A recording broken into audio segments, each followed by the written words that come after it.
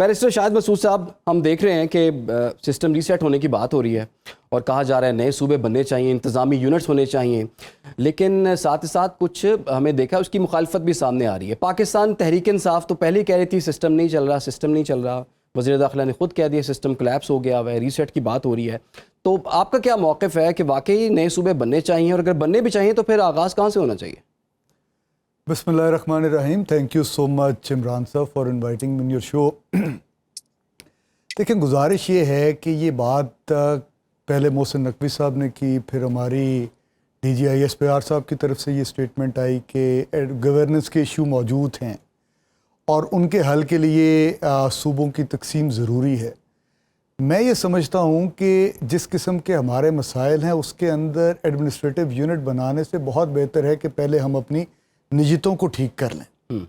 ہم لوگوں نے کیا یہ کہ جس طرح اب عمران خان صاحب پابند سلاسل ہیں، جیل کے اندر موجود ہیں، لیکن جس طرح انہوں نے اس نظام کو ننگا کیا، آج نظام کو لانے والے اور نظام چلانے والے دونوں اس نظام کو کے متعلق کہہ رہے ہیں کہ یہ نظام ختم ہو گیا، یہ نظام فنا ہو گیا، اس نظام کے اندر ہماری نجات نہیں ہے۔ آپ نے بھی دونوں پارٹیز کا موقف سنا ہے۔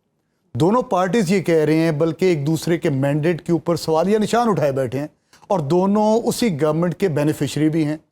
دونوں یہ کہتے ہیں، ایک کہتا ہے جی پنجاب سے شروعات کر لیں ایڈمنسٹریٹو یونٹس کی، دوسرا کہتا ہے، پنجاب والے کہتے ہیں سندھ سے سٹارٹ کر لیں۔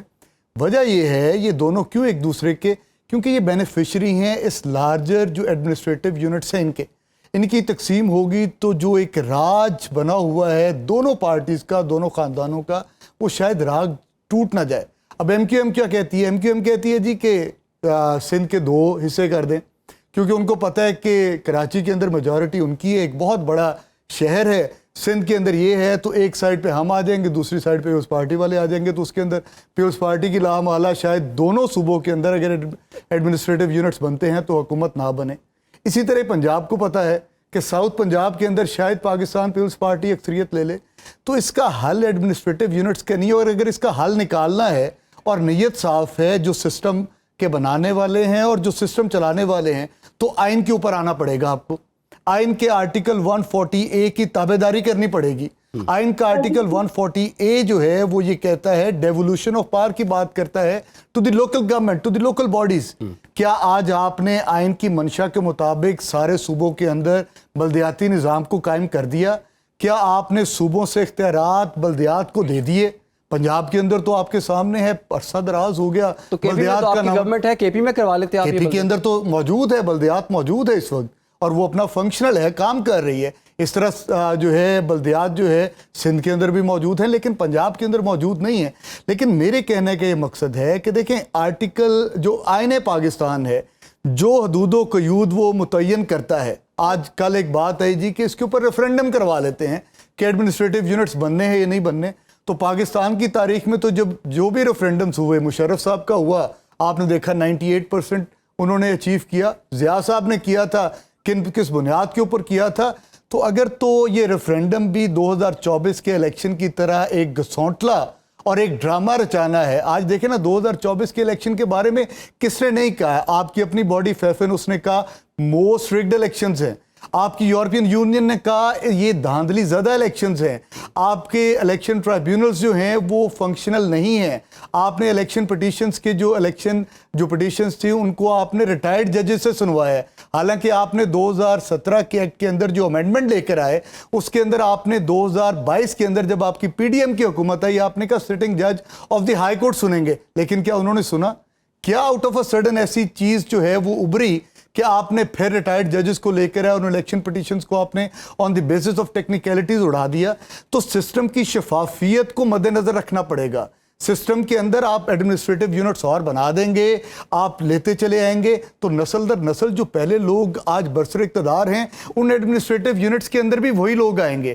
آج اکاؤنٹیبلٹی لے کر آئیں، آج آئین کے تابع ہر چیز کو کر دیں، آج جو ہے سیاسی جماعتوں کو ان کے منشور کے مطابق آگے الیکشن لڑنے دیا جائے۔ رہتے ہوئے معاملہ بہتر ہو سکتا ہے؟ بالکل ہو سکتا ہے۔ دیکھیں کہاں نہیں ہے، انڈیا کے اندر آپ کے پاس یہی ویسٹ منسٹر سسٹم ہے، انگلینڈ کے اندر آپ کے پاس ہے، پاکستان کے اندر ہے، لیکن وجہ صرف یہ ہے کہ عوام پاکستان ووٹ کسی اور کو دیتی ہے, منتخب کسی اور کو کرتی ہے, کہ حق جو ہے حکومت کسی اور کو دیتی ہے, لیکن بیٹھ کوئی اور جاتا ہے. آپ نے ریزرو سیٹس کے اوپر دیکھا, مجھے بتائیں کون سے مورل گراؤنڈ یا لیگل گراؤنڈ ہے ان دونوں جماعتوں کے پاس اور مولانا فضل الرحمان کے پاس کہ آج یہ ساری ریزرو سیٹس لے کر بیٹھے ہوئے ہیں جن کے اوپر پاکستان تحریک انصاف کا حق تھا. تو جب اس طرح کے معاملات ہوں گے, جب آپ حق حکومت ان لوگوں کو دے دیں گے جن کو عوام پاکستان نے ووٹ نہیں دیا, تو پھر یہ جس طرح کے ایکسیڈنٹس پاکستان کے اندر ہو رہے ہیں, معیشت آج آپ کی بالکل ختم ہو کے رہے گی, فورن آپ کی انویسٹمنٹ ہے کوئی نہیں, آپ کا 18 لاکھ بچہ آج پاکستان چھوڑ کے جا رہا ہے, ایگریکلچر گروتھ آپ کے نیگیٹو کے اندر ہے, لارج سکیل مینوفیکچرنگ جو ہم لوگ 16% پہ چھوڑ کے گئے تھے آج نیگیٹو کے اندر ہے. بجٹ بنانے والے یہ کہتے ہیں کہ جب بجٹ بناتے ہیں تو پہلے اس چیز کو مد نظر رکھا جاتا ہے کہ اگلے سال قرضے اور کتنے لینے ہیں, قرضوں کی ری پیمنٹ کی تو اور بات ہے. پھر آج ہم امریکہ کی طرف دیکھ رہے ہیں, کچھ کول اٹھائے کہ $10 بلین کا پیکج امریکہ کی طرف سے ہمیں مل جائے, تو یہ حل نہیں ہے. حل صرف اور صرف یہ ہے کہ آپ آئین پاکستان کے مطابق اس ملک کا جو اس کے اندر جو حکومت کرنے کا اختیار ہے وہ عوام پاکستان کے عوامی نمائندوں کو دے دیں. صحیح. اچھا بیرسٹر صاحب, اب بیرسٹر گور صاحب نے تو کہہ دیا کہ نظام کو بچانے کے لیے قومی حکومت جو ہے وہ بنائی جائے. آج ہی کی ڈیولپمنٹ یہ بھی ہے کہ وفاقی حکومت کے خلاف کوئی مشترکہ تحریک چلانے کا پاکستان تحریک انصاف سوچ رہی ہے, اور JUI سے رابطہ بھی ہوا ہے, سنا ملاقاتیں بھی ہوئی ہیں. تو آپ تو پہلے ہی سمجھ رہے ہیں کہ آپ سسٹم میں موجود نہیں ہیں اس طرح سے, اور آنے والے سسٹم میں آپ کی جگہ کس طرح سے بنے گی, اور اب آپ کیا سوچ رہے ہیں کہ سسٹم کی بہتری کس طرح سے ہو سکتی ہے؟ جو پولیٹیکل سپیس آپ کو اس سسٹم میں نہیں مل سکی, آئندہ سسٹم میں کیسے آپ کو ملے گی؟ دیکھیں عمران صاحب, بڑا اہم سوال ہے. اس سے پہلے بلوچ صاحب کی تھوڑی سی بات کا میں جواب دینا چاہوں گا, جو انہوں نے کہا جی کہ ملک معاشی طور پہ ڈیفالٹ ہو رہا تھا اور ہم نے کچھ لیٹرز لکھے IMF کو. دیکھیں, تو انہوں نے کہا میں سیاست کا طالب علم ہوں, تو سیاست کے طالب علم کو تھوڑا نالج رکھنا چاہیے, پڑھائی کر لینی چاہیے. پڑھائی اس طرح کر لینی چاہیے کہ جب ہم لوگ گئے تھے تو $24 بلین کے فورن ریزروز تھے پاکستان کے پاس, اور ان کے بقول ہم لوگ ڈیفالٹ کر رہے تھے. آج $18 بلین کے ہمارے پاس فورن ریزروز ہیں, $6 بلین کی ریڈکشن ہے. تو ڈیفالٹ اس وقت ہم کر رہے تھے یا اس وقت کر رہے تھے؟ مجھے سمجھ نہیں آتی کہ ان کے پاس کون سی ایسی منطق ہے جس سے یہ بات کرتے ہیں. اس وقت آپ کی GDP جو ہے 6% سے زیادہ گرو کر رہی تھی, آج 3% سے اوپر جا ہی نہیں رہی پچھلے 4 سال سے. اور انہوں نے اس وقت نعرہ کیا لگایا تھا جب یہ 2022 میں آئے تھے, ایک سازش کر کے جس کو یہ ووٹ آف نو کانفیڈنس کہہ رہے ہیں. ساروں کو پتہ ہے کہ سندھ ہاؤس کے اندر کس قسم کی مویشی منڈی لگی تھی, کیونکہ وہاں پہ اگر ضمیر ہوتے تو وہاں پہ منڈی نہ لگتی. تو وہ منڈی لگی تھی اور اس کے اندر کس طرح توڑا گیا, اور اس کے بعد جس طرح کی حکومت بنی, پیپلز پارٹی بھی شامل, نون لیگ بھی شامل, اور راجہ ریاض لیڈر آف دی اپوزیشن, تو یہ بھی پاکستان کے اندر ہی شاخسانے ہوئے ہیں اور ان ساروں نے دیکھے ہیں.